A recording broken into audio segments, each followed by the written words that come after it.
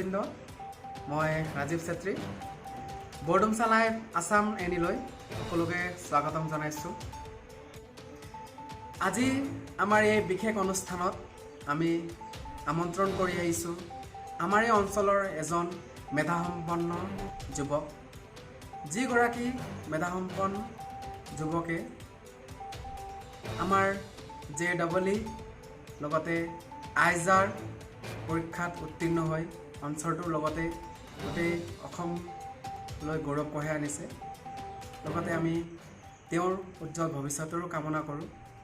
আজি আমি এই অনুষ্ঠানটিত সেই মেধাৱী ভাইটিজনৰ এই পৰীক্ষাসমূহ পাছ কৰাৰ অন্তৰালত থকা তেওঁৰ যি পৰিশ্ৰম তাৰ বিষয়ে আমি অলপ তেওঁৰ মুখৰ পৰা জানিম।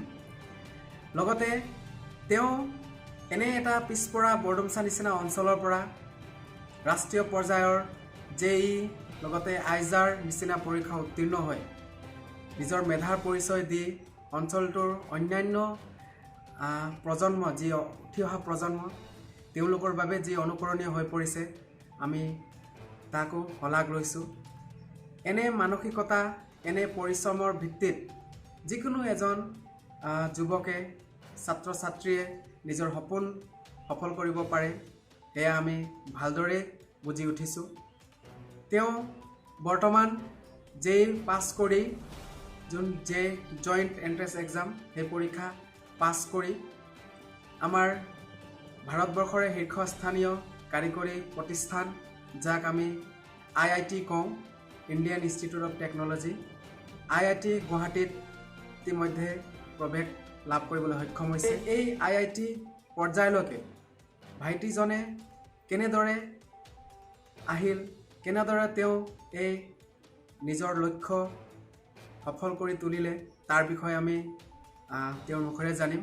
আজি আমাৰ অনুষ্ঠানত আমি সেই দিশটোৱে আলোচনা কৰিম। লগতে আমাৰ লগতে বহি আছে আমাৰ সেই মেধাসম্পন্ন ভাইটিজন।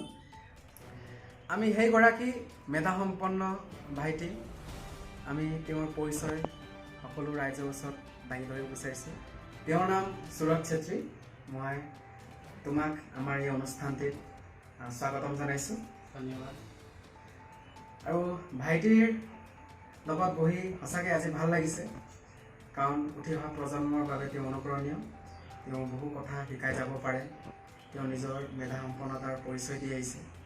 গতিকে ভাইটিয়ে মই কিছুমান প্ৰশ্ন সুধিম মুখামুখিভাৱে, আৰু সেই প্ৰশ্নসমূহ তুমি আমাক উত্তৰ দিবা।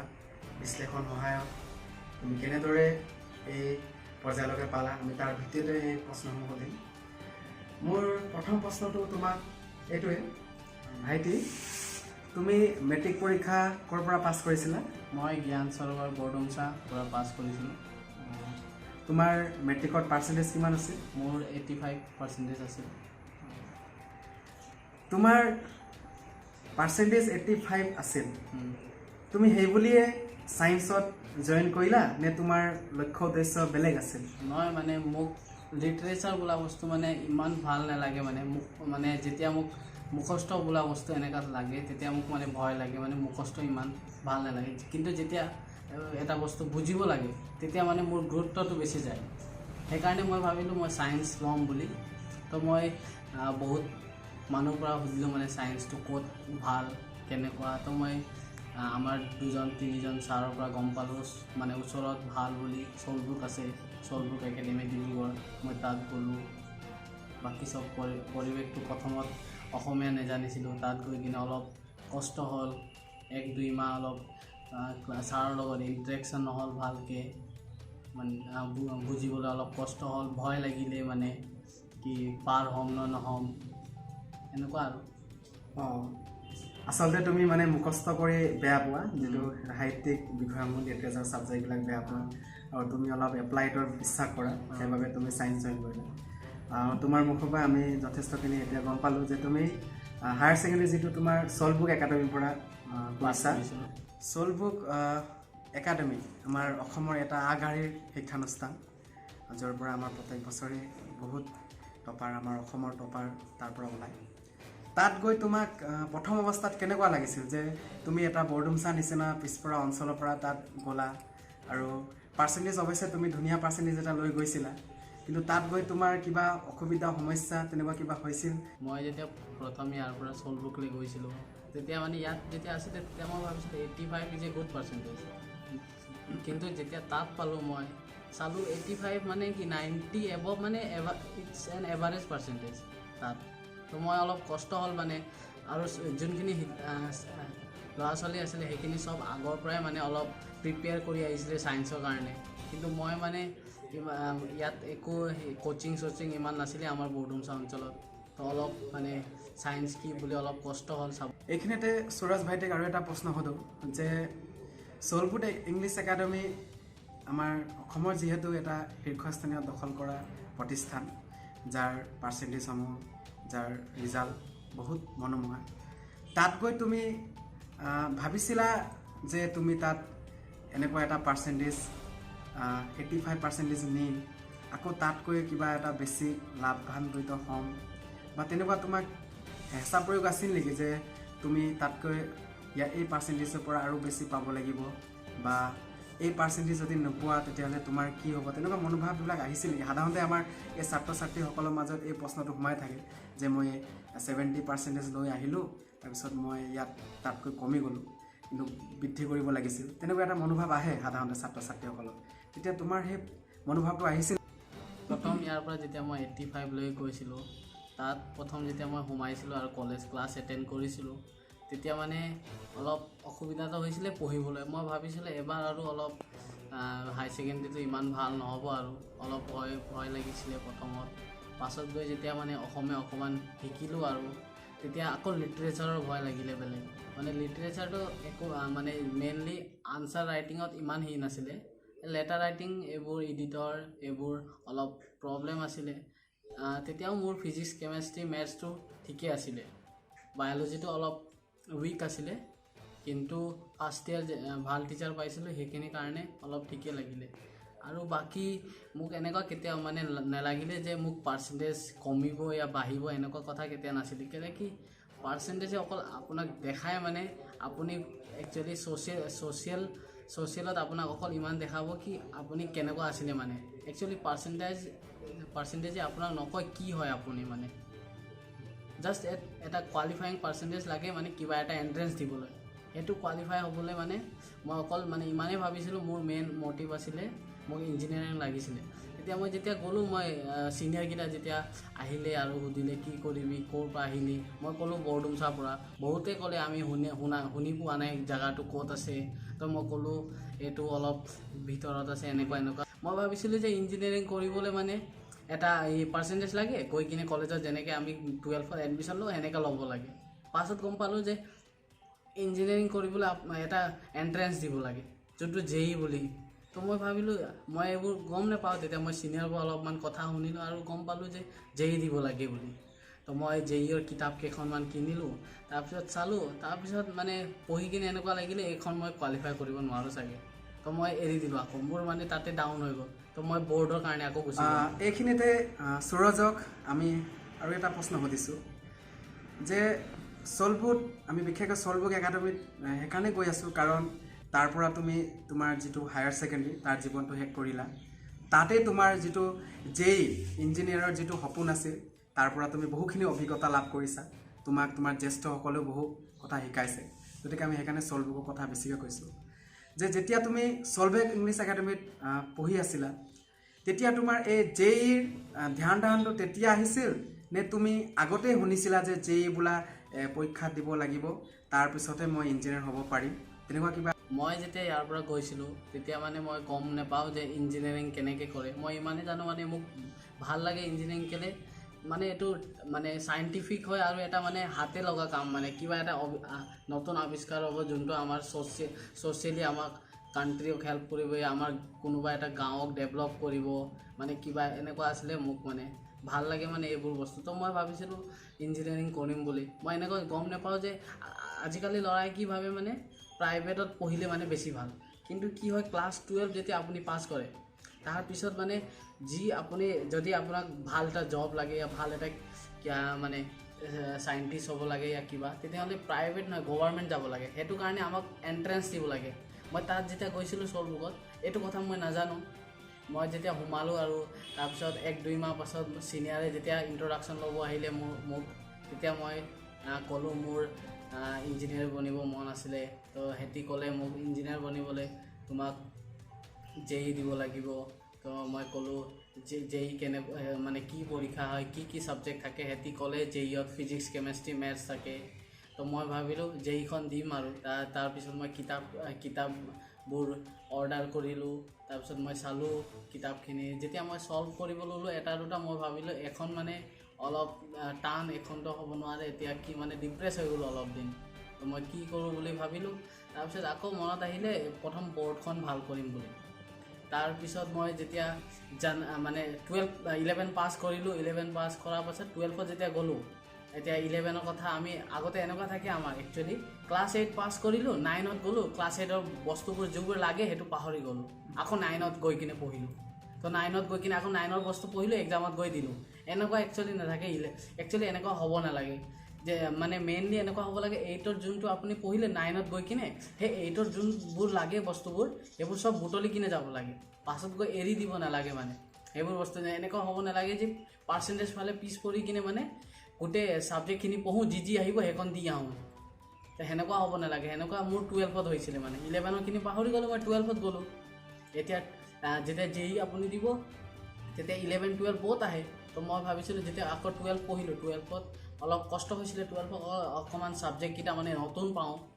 তো 12 যেতিয়া পঢ়িলোঁ, তাৰপিছত যেতিয়া জানুৱাৰী আহিলে, জানুৱাৰী 2019, তেতিয়া JEE মেইনছ হ'ব বুলি গম পালোঁ আৰু ফৰ্ম ফিল আপ কৰিলোঁ। আৰু JEE মেইনছ যেতিয়া দিব গৈছিলোঁ লাহোৱাল, তাত মই গ'লোঁ। ভয় লাগিছিল অলপ, মানে কি হ'ব। কিন্তু মোৰ এটা ভাল আছিলে, মানে মোৰ কেমেষ্ট্ৰিটো বহুত ভাল আছিলে। মানে কেমেষ্ট্ৰি এনেকুৱা এটা ছাবজেক্ট মানে যোনটো আপোনাক টিচাৰ এনেকুৱা মানে টিচাৰৰ পৰা যদিও আপুনি কিবা বস্তু মানে অলপ অসুবিধা পাইছে ল'বলৈ, আপুনি নিজেও পঢ়ি কিনে মানে বহুত ল'ব পাৰে। মানে তেওঁ কৈছে, ইমান ধুনীয়া কথা কৈছে যে আমি যেতিয়া ক্লাছ 9লৈ পাই যাওঁ 8ৰ কথাবিলাক আমি পাহৰোঁ। সেইটো নহয়, সেই পাহৰি যোৱা কথাখিনিয়ে পাছত বহুত অসুবিধাৰ সৃষ্টি কৰে। তেওঁ নিজে ক্লাছ 12ত ভুক্তভোগী হৈছিল। তেওঁ কৈছে সমান্তৰালভাৱে সকলোখিনি পঢ়ি যাবলৈ তেওঁ আমাক কৈছে। সেইটো আমি তেওঁৰ কথাৰ পৰা বুজিব লাগিব। এতিয়া আমি মূল বিষয়ত আহোঁ, মূল প্ৰসংগত আহোঁ। ভাইটি সুৰজ, তুমি JEE পাছ কৰিছিলা, আমি সকলোৱে জ্ঞাত। আৰু এই JEE পাছ কৰাৰ পাছত তুমি তোমাৰ ইচ্ছা অনুযায়ী কোনোবা এটা ইনষ্টিটিউটত ভাবিছিলা নেকি মই ইয়াত জইন কৰিম, তাৰ পৰা মই অভিযন্তাৰ যিটো ডিগ্ৰী সেইটো ল'ম? কাৰণ তোমাৰ সপোনেই আছিল অভিযন্তা, ইঞ্জিনিয়াৰ হোৱা। তেনেকুৱা কিবা তোমাৰ চিন্তা আছিল নেকি? আৰু বা সেই চিন্তাটো আজি কিমান মানে দিশত আগুৱাই গৈছে, সেই তাৰ বিষয়ে অলপ আমাৰ কৈ দিলে ৰাইজে ভাল পাব। মোক মানে আৰু যেতিয়া JEEখন ক্লিয়াৰ হ'ল, মই যেতিয়া JEE ক্লিয়াৰ হোৱাৰ আগত মই ভাবিছিলোঁ JEEখন অলপ টান হ'ব এবাৰ। আৰু কি মানে এবাৰ অলপ COVID-19 কাৰণে অলপ এক্সামটো ছেডিউল এফাল হ'ল, সেইকাৰণে অলপ কষ্ট হ'ল। মই ভাবিছিলোঁ এবাৰ আৰু ক্লিয়াৰ নহয় ইমান ভালকৈ। আৰু আমাৰ JEEত এনেকুৱা হয় মানে যদি আপুনি 2019ত হাই ছেকেণ্ডেৰী পাছ কৰিলে আপুনি 2019ত দিব পাৰে আৰু 20ত। তো মই 20ত দিলোঁ। তেতিয়া 20ত অলপ ভাল আহিলে, ভাল লাগিলে অলপ। তাৰপিছত মোৰ মেইনলি মোৰ IIT গুৱাহাটীখনে মোক মানে মোৰ ৰিক্ৰুইটমেণ্ট আছিলে প্ৰথম। এনেকৈ মোক মানে এটাতো মোৰ আমাৰ ইয়াৰ পৰা অলপ ওচৰ অলপ, আৰু এইটো মানে অল্ড IIT হয় যোনটো অলপ নামী, মানে অলপ নামটো ভাল আছে ইয়াৰ। আৰু ইয়াৰ পৰা যোনটো মানে টিচাৰবোৰ আছে বহুত ভাল আছিলে, মানে প্ৰফেচাৰকেইটা চব মানে আউট অফ কাণ্ট্ৰি প্ৰফেচাৰ। সেইটো কাৰণে মোৰ মানে মেইনটো IIT গুৱাহাটীখনে আছিলে। IIT গুৱাহাটী সঁচাকৈ আমাৰ অসমৰ এটা আগশাৰীৰ শিক্ষানুষ্ঠান, কাৰিকৰী শিক্ষানুষ্ঠান, আমাৰ ভাৰতবৰ্ষৰ ভিতৰতে এটা আগশাৰীৰ শিক্ষানুষ্ঠান। তোমাৰ কথা মতে আমি গম পালোঁ যে তোমাৰ মূল লক্ষ্যটোৱে আছিল অভিযন্তা হোৱাৰ, আৰু অভিযন্তাৰ বাবে তোমাৰ ইচ্ছাটো আছিল গুৱাহাটী IITতে প্ৰৱেশ কৰাৰ। আৰু ইতিমধ্যে তুমি গুৱাহাটী IITত এপ্লাইও কৰিছা। তুমি এই যিটো নিজৰ পৰিশ্ৰম, যিটো কষ্ট, তাৰ আজি ফল তুমি লাভ কৰিছা বুলিয়ে আমি ভাবিছোঁ।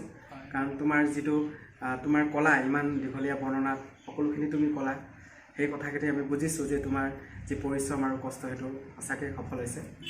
ইয়াতে সঁচাকৈ আমি এটা কথা ৰাইজ ক'বই লাগিব যে এগৰাকী ছাত্ৰ বা ছাত্ৰীৰ যেতিয়া বিজ্ঞানৰ প্ৰতি ধ্যান যায়, বিজ্ঞানৰ প্ৰতি তেওঁৰ স্পৃহা বাঢ়ে, তেতিয়া সেইগৰাকী ছাত্ৰ ছাত্ৰীৰ জীৱনত আমি এটাই কথা শুনো যে তেওঁ বৈজ্ঞানিক হ'ব, তেওঁ ইঞ্জিনিয়াৰ হ'ব, তেওঁ ডাক্তৰ হ'ব।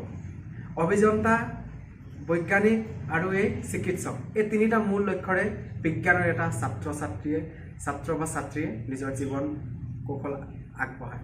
কিন্তু তাৰ বাবে কিমান পৰিশ্ৰম কৰিব লাগে, কিমান তেওঁৰ বিদ্যায়তনিক দিশটোৰ প্ৰতি তেওঁৰ ইচ্ছা হ'ব লাগে, মনোযোগ হ'ব লাগে, সেইটো আমি এতিয়া আমাৰ ভাইটি সুৰজে কোৱাৰ নিচিনা আমি গম পালোঁ। তেওঁৰ প্ৰথম অৱস্থাত পদাৰ্থ বিজ্ঞান বেয়া আছিল, কিন্তু পাছলৈ তেওঁ কষ্ট কৰি ভাললৈ পৰিণত কৰিলে। তেনেদৰে গণিতও তেওঁ ডেভেলপ কৰিলে। এইখিনিতে আমি তোমাক আৰু এটা প্ৰশ্ন সোধোঁ যে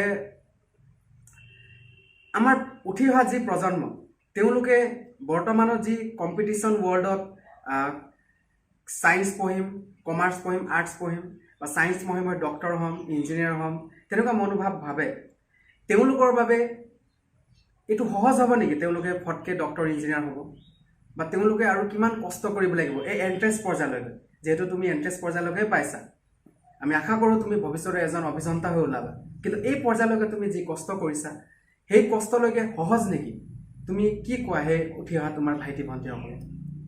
আমাৰ ইয়াত যোনটো আমি ভিলেজত থাকোঁ, আমাৰ ইয়াত কম্পিটিশ্যন লেভেলটো মানে গম নাপাওঁ। আমি অকল স্কুলত কম্পিটিশ্যন চাওঁ, মানে অকল স্কুলত যোনটো ল'ৰা ছোৱালীৰ ভিতৰত এইটো এনুৱেল এক্সাম या হাফ ইয়াৰলিত যোনটো কম্পিটিশ্যন হয়, অকল সেইটো কম্পিটিশ্যন থাকে। কিন্তু আমি আজিলৈকে কম্পিটিটিভ ৱৰ্ল্ডত সোমোৱা নাই। মানে যোনটো অলপ ডেভেলপড চিটিজ আছে, তাত ক্লাছ 8-7ৰ পৰাই মানে কম্পিটিটিভ এক্সামছ হয়, লাইক অলিম্পিয়াড, এলেন, টেলেণ্ট টেক্স, এইবোৰ কম্পিটিটিভ ৱৰ্ল্ড। সিহঁতি মানে আগৰ পৰাই মানে গম পাই আহে মানে এনেকুৱা এটা কম্পিটিশ্যন আহিব য'ত আমি বহুত ল'ৰা ছোৱালীৰ মাজত দিব লাগে। কিন্তু আমাৰ ইয়াত আমাৰ তিনিচুকীয়া জিলাত অলপ এইবোৰ কোচিঙৰ অলপ প্ৰব্লেম আছে। মানে ইয়াত অলপ কোচিং এনেকুৱা কম্পিটিটিভ লেভেলত পোৱা নাই। মানে আমি এইটো আগবঢ়াব লাগে, এইটো কম্পিটিটিভ আমাৰ যোনখিনি আহিব ভাল ভাল ষ্টুডেণ্ট যোনখিনি ওলাব, সেইখিনি আৰু এইবোৰ বিষয়ত যাব লাগে। এডুকেশ্যন ফিল্ডটো অলপ বঢ়াব লাগে আমাৰ তিনিচুকীয়া ডিষ্ট্ৰিক্টত। এতিয়া যোনখিনি ল'ৰা ছোৱালী আছে, সেইখিনি যদি কম্পিটিটিভ ৱৰ্ল্ডত সোমাব লাগে, সিহঁতক অলপমান কষ্ট কৰি অলপ বাহিৰত যাব লাগে। এতিয়া অলপ ভাল ভাল ইনষ্টিটিউটত যাব লাগে, অলপ 2 বছৰ। কেলে কি ক্লাছ 11-12ত যদি আপুনি ভাল ইনষ্টিটিউট গ'ল, অকল 11-12তে আপোনাক কষ্ট কৰিব লাগে। যেতিয়া আপুনি MBBS या কোনোবা IITত যদি সোমাই গ'ল, তাৰপিছত আপোনাৰ কষ্টটো মানে ইমান কষ্ট কৰিব নালাগে যিমান আপুনি 11-12 পৰা মানে এণ্ট্ৰেঞ্চ সোমাবলৈ কষ্ট হ'ব, ইমান কষ্ট কৰিব নালাগে। আৰু মেইন মানে যেতিয়া আপুনি কলেজৰ পৰা আহিলে या স্কুলৰ পৰা আহিলে, যিখিনি আপুনি পঢ়িলে সেইখিনি আহি কিনে এবাৰ ৰিভাইজ কৰিব লাগে, কিবা এটা নতুন বস্তু চোৱাতকৈ আগত। মানে লাগিলে আপুনি গোটেই দিনত 1 ঘণ্টাই পঢ়ক, কিন্তু 1 ঘণ্টাৰ ভিতৰত মানে at least half an hour or more than half an hour আপুনি ৰিভাইজ কৰিব লাগে যোনখিনি কলেজত পঢ়ালে। আৰু কিবা এটা যদি পঢ়াব বিচাৰিছে ক্লাছ 10ত, যদি আপুনি ইয়াৰ 9-10ত আছে, যদি নতুন কিবা এটা আপুনি জানে কালি এইটো টপিক পঢ়িব, সেইটো আগতে মানে এটা ৰেফাৰেঞ্চ বুক লৈ কিনে তাৰ পৰা পঢ়ি যাব লাগে। মানে সেইটো কাৰণে কি হ'ব, মানে আপুনি যদি পঢ়ি যাব, তেতিয়া আপুনি কলেজত যেতিয়া স্কুলত যেতিয়া টিচাৰে আপোনাক বুজাব, তেতিয়া আপুনি মানে ডাউটটো আপোনাৰ বহুত আহিব। কেলে কি আপুনি অলপ আগৰ পৰা এডভান্স হৈ গৈছিলে, ছাৰে কিবা এটা ক'ব, তো আপোনাক কিতাপৰ পৰা মেচ নকৰি দিয়ে, কিবা ডাউট আহি গ'ল কিতাপৰ কথাৰ পৰা, আপুনি ডাইৰেক্ট ইণ্টাৰেকশ্যন কৰিব পাৰে। কিন্তু যদি আপুনি আগত পঢ়ি নাযায়, তেতিয়া আপোনাৰ ক্লাছত যিখিনি পঢ়াব, তাৰপিছত আপুনি তেতিয়া অকল ছাৰে যি পঢ়ালে সেইখন আপুনি গম পায়, কিন্তু তাৰ এডভান্সটো একো গম নাপায়। সেইকাৰণে আপোনাৰ ডাউটটো ইমান ভাল ডাউট নোলায়। সেইকাৰণে মানে আগতে পঢ়ি আমি যাব লাগে, মানে যিখিনি বস্তু। ভাইটি সুৰজৰ যি কৃতিত্ব আমি ইতিমধ্যে তেওঁৰ মুখৰ পৰাও আমি শুনিব পাইছোঁ যে তেওঁ কেনেধৰণেৰে পৰিশ্ৰম কষ্ট কৰিছিল। আৰু আমি তেওঁ গৌৰৱৰ পাত্ৰ, বা আমাৰ বাবে গৌৰৱ এইবাবেই কৈছোঁ কাৰণ তেওঁ এনেকুৱা এটা পিছপৰা বৰডুমচা নিচিনা অঞ্চলৰ পৰা গৈ সৰ্বভাৰতীয় পৰ্যায়ৰ যি JEE পৰীক্ষা উত্তীৰ্ণ কৰিলে, IISER পৰীক্ষা পাছ কৰিলে। সেই 2টা পৰীক্ষা পাছ কৰাৰ পাছত তেওঁ যি নিজৰ ইচ্ছাসমূহ প্ৰকাশ কৰিছে, সেই ইচ্ছাসমূহ আমি উঠি অহা প্ৰজন্মকো আমি ক'ব লাগিব, শিকাব লাগিব। আমি ইয়াৰ বাবে ভাইটিক কিছু কথা আৰু সুধিম যে ভাইটি সুৰজ তুমি যেই পাছ কৰাৰ যিটো তোমাৰ শতকৰা হাৰ পাৰ্চেণ্টেজ বুলি কওঁ আমি তোমাৰ কিমান আছে মোৰ JEE মেইনছত আছে 97.63 পাৰ্চেণ্টাইল আৰু সৰ্বভাৰতীয় পৰ্যায়ত তুমি ৰেংক কিমান পাইছা মোৰ জেনেৰেল ৰেংকটো 26,000 আছিলে আৰু OBC ৰেংক আছিলে আপোনাৰ 6,753 OBC ৰেংক 6,753 তেওঁ আমাৰ OBC ৰেংক কিমান পাইছে আৰু তেওঁ জেনেৰেল ৰেংক কিমান পাইছে সৰ্বভাৰতীয় পৰ্যায়ত ইতিমধ্যে কৈছে এইখিনিতে ভাইটিক ইয়াৰে সংগতি ৰাখি আৰু এটা কথা কওঁ যে এই যিটো জুনিয়ৰ এণ্ট্ৰেন্স এক্সামিনেশ্যন ইয়াৰ বাবে তুমি যি পাৰ্চেণ্টেজ পালা 97.63 সেই পাৰ্চেণ্টেজটো যথেষ্ট নেকি নহয় মানে এইটো 97.63 একচুৱেলি এইটো পাৰ্চেণ্টেজ নহয় একচুৱেলি এইটো পাৰ্চেণ্টাইল হয় মানে ইয়াত যোনখিনি ল'ৰা ছোৱালী আগফালে আছে মানে যোনকেইটা টপাৰ আছে তাৰ পৰা আপুনি কিমান পিছফালে আছে সেইটো চাওঁ এইটো একচুৱেলি পাৰ্চেণ্টেজ নহয় মানে সেইকাৰণে 97.63 এটা ভাল পাৰ্চেণ্টাইল নহয় মানে এভাৰেজ হয় আপুনি ক'ব পাৰে না এবভ 99 পাৰ্চেণ্টাইল ইজ এ গুড পাৰ্চেণ্টাইল যোনটো আমাক একচুৱেলি মানে এবভ 99 লাগে মানে বাহিৰত যদি টপ NIT-ত এডমিশ্যন যদি লাগে থ্ৰু JEE মেইনছ ভাইটিৰ মুখৰ পৰা আমি শুনিছোঁ যে বাহিৰত যদি আমি ভাল IIT NIT যদি আমি এডমিশ্যন কৰিব বিচাৰোঁ 99% ওপৰত লাগিব তাৰ বাবে আমি এই 99% এই সহজ পাৰ্চেণ্টেজ নহয় বহুত কষ্ট পৰিশ্ৰম কৰিব লাগিব যি কষ্ট পৰিশ্ৰম আজি কৰি আমাৰ সুৰজ চেত্ৰী ভাইটিয়ে দেখুৱাই দিছে এই কথাখিনি সকলো আমাৰ উঠি অহা প্ৰজন্মই যাতে অনুকৰণ কৰে আমি তাৰে কামনা কৰিছোঁ সেইবাবে আমি এই অনুষ্ঠানটো আজি পাতিছোঁ ভাইটি আৰু এটা প্ৰশ্ন হ'ল যে তুমি আৰু এটা পৰীক্ষা পাছ কৰিছা হয় সেই পৰীক্ষাৰ নামটো কি আছিল সেই পৰীক্ষাৰ নামটো আইজাৰ হয় তাৰ সম্পূৰ্ণ অৰ্থ হ'ল Indian institute of science education and research এখন এক্সাম 4টা ছাবজেক্ট থাকে তাত ফিজিক্স কেমেষ্ট্ৰি বায়'লজি আৰু মেথছ মোৰ বায়'লজিটো অলপ উইক আছিলে মই অকল ফিজিক্স কেমেষ্ট্ৰি আৰু মেথছ পৰীক্ষাটো দিছোঁ তাৰ পৰা মানে কুৱেশ্যনকেইটা ছল্ভ কৰিছিলোঁ কিন্তু মই বায়'লজিটো মানে ছল্ভ কৰা নাই কিন্তু সেইখিনিত মোৰ মানে অলপ ভাল আছিলে বেলেগ মই JEE কাৰণে প্ৰিপেৰেশ্যন কৰিছিলোঁ তো মোৰ সেইকাৰণে মানে অলপ আইজাৰটো দিবলৈ অলপ সহজ হ'ল মানে ফিজিক্স কেমেষ্ট্ৰি মেথছতে মই মানে কোৱালিফাই কৰিলোঁ এডমিশ্যন পাবলৈ ভাইটিয়ে যি কথাবিলাক কৈ আছা যে ফিজিক্স কেমেষ্ট্ৰি মেথামেটিক্স যিটো আমি পদাৰ্থ বিজ্ঞান ৰসায়ন বিজ্ঞান আৰু গণিত এই তিনিটা বিভাগ এই তিনিটা বিভাগটো বিজ্ঞানত প্ৰযোজ্য হয় এইটো আমিও জানো এই বিষয়ৰ প্ৰতি কিন্তু আমাৰ বৰ্তমানৰ ছাত্ৰ ছাত্ৰীৰ বহুত এটা অনীহা এটা মানে তেওঁলোকৰ ইচ্ছা আছে তেওঁলোকে ভাল নাপায় টান পায় কিন্তু সেই টান পোৱা অন্তৰালতে বিভিন্ন ছাত্ৰ ছাত্ৰী আকৌ সেই বিষয়টো বহুত প্ৰিয় তেনেকুৱা প্ৰিয় ভিতৰত আজি তুমি বহুত ভাল পোৱা যিবিলাকে টান পায় ইয়াৰ টান পোৱা কাৰণ বিভিন্ন হ'ব পাৰে কিন্তু তুমি এই বিষয়সমূহৰ প্ৰতি তেওঁলোকৰ অধ্যয়ন কেনেকুৱা হ'ব লাগে অলপ আমাক দুআষাৰ কৈ দিবা নেকি মানে ফিজিক্স কেমেষ্ট্ৰি আৰু মেথছ যোনটো ছায়েন্স বুলি আমি জানো সেইখন ছাবজেক্ট এনেকুৱা নহয় যে আপুনি মানে একবাৰ পঢ়িয়ে আপুনি চব বস্তু জ্ঞানটো পাই যাব সেইটো অলপ পৰিশ্ৰম কৰিব লাগে আপোনাক অলপ ভালকৈ গুৰুত্ব দিব লাগে কি পঢ়িব লাগে মানে আপুনি সদায় এইটো আমি মেক্সিমামলি আমি কি থাকোঁ মানে আমি চিলেবাছ ৱাইজ যাওঁ আমি এক্সামত যি আহিব সেইখনে পঢ়ি যাওঁ আমি কেতিয়াও মানে বাহিৰত নাযাওঁ মানে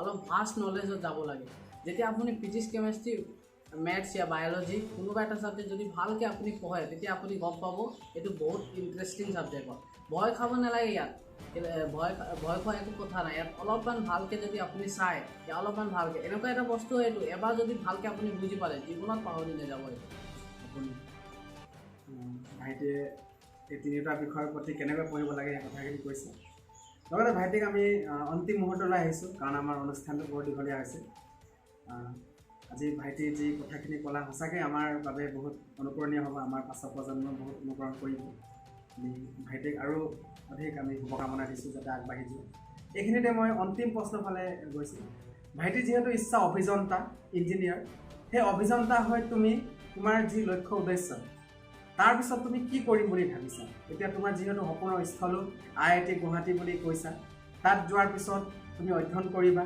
তোমাৰ 4 বছৰীয়া অধ্যয়ন হ'ব। তাৰপিছত তোমাৰ কি ইচ্ছা, কেনেকুৱা হ'ব, কি হ'ব, সেই কথাখিনি অলপ তুমি যি জানা কৈ দিয়া।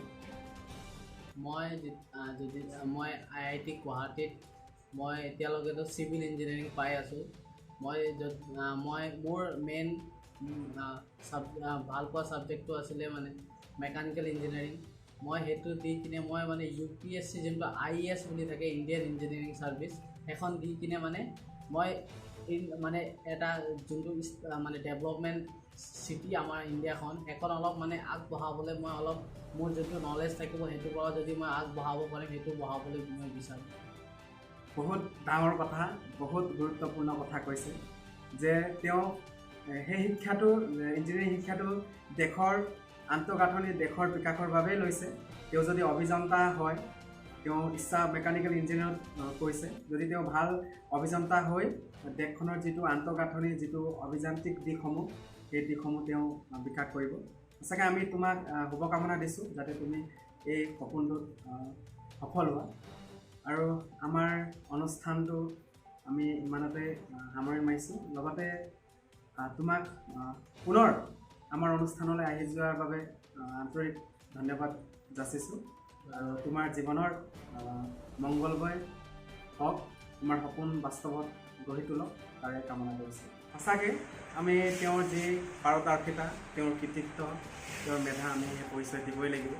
সেইবাবে আমি এই অনুষ্ঠানটো গঢ়ি উঠিছোঁ যাতে সকলো উঠি অহা প্ৰজন্মই এই কথাখিনি জানিব পাৰে। তেওঁ ইমান ধুনীয়াকৈ কৈছে যে আমাৰ যিটো গ'ল অৰ্থাৎ লক্ষ্য, সেই লক্ষ্যটো আমি আগতে বান্ধিব লাগে। সেই লক্ষ্যটো আমি বান্ধি লৈ আৰ্টছ, কমাৰ্চ, ছায়েন্স তেনেকুৱা কোনো দিশ নহয়, যিটো ইচ্ছা, যিটো ৰুচি, যিটো তেওঁৰ হোৱাৰ ইচ্ছা, সেইটোৰ ফালে ঢাপলি মেলিব লাগে, পৰিশ্ৰম কৰিব লাগে, কষ্ট কৰিব লাগে। তেওঁ সেইটোৱে বুজাব বিচাৰিছে।